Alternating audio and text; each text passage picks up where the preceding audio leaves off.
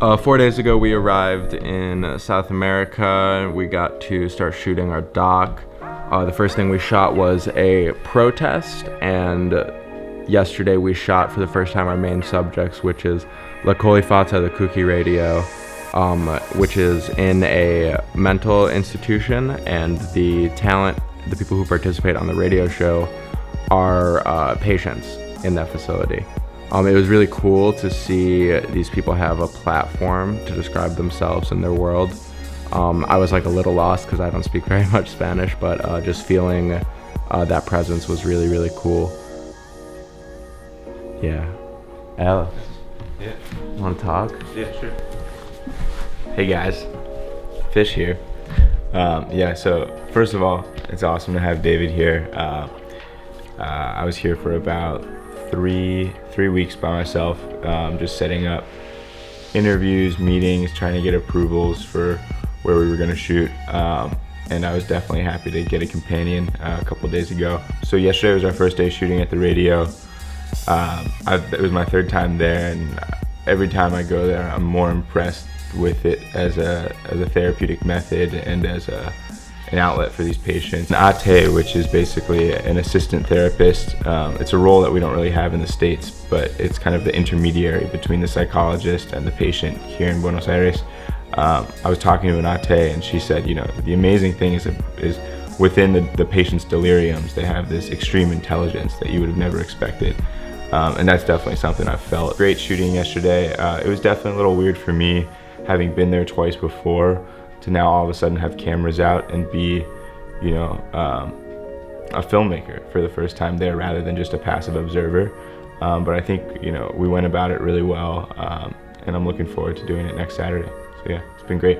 So you want to talk about the protest a little bit? Yeah. So the March 24th protest in Buenos Aires is a day to remember the desaparecidos, which is like the disappeared children and family members that during the period of 1976 to 1983, when there was a slew of military dictatorships that really terrorized the country. And so if you spoke out against the government or had too progressive ideas or thoughts or art, you would be what's called disappeared.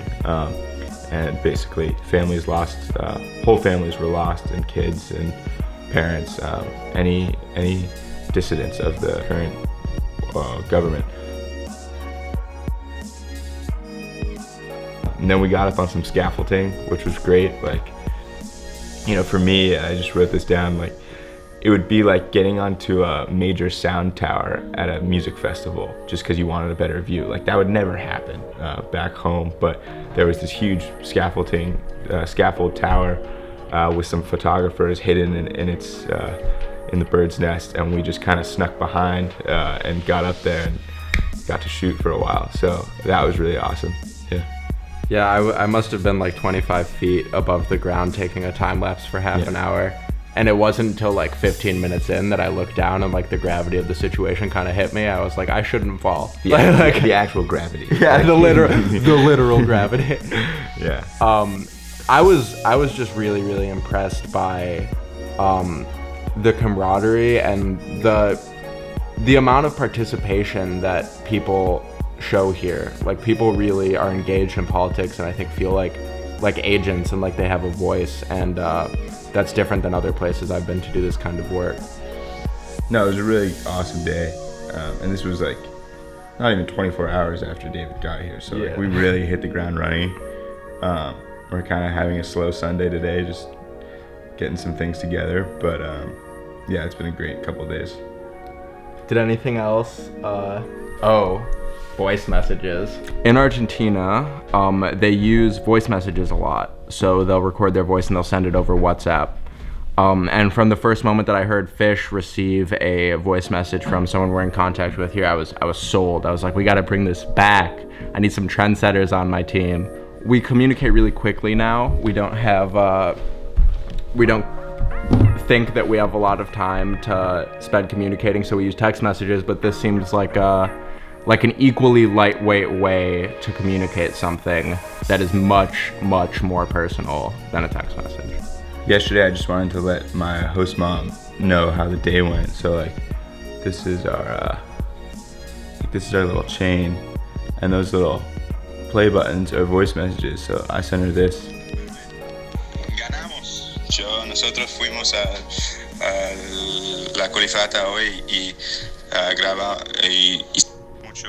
I think it's great. I sent a bunch to my roommates back home, and they seemed to receive it well. I got some back, and it's just wonderful. Just like these people you care about and you want to communicate with when you're far away, hearing someone's voice is like much nicer. No, it's than awesome. getting a text message. My family's in on it now. Yeah. I started a group message with the with voice message being the predominant tool. So yeah. We're bringing it back. We're bringing the voice message back, and get on the movement, get on the bandwagon. Yeah, jump on it for sure. Yeah, good? I'm gonna bounce. All right, we're out of here.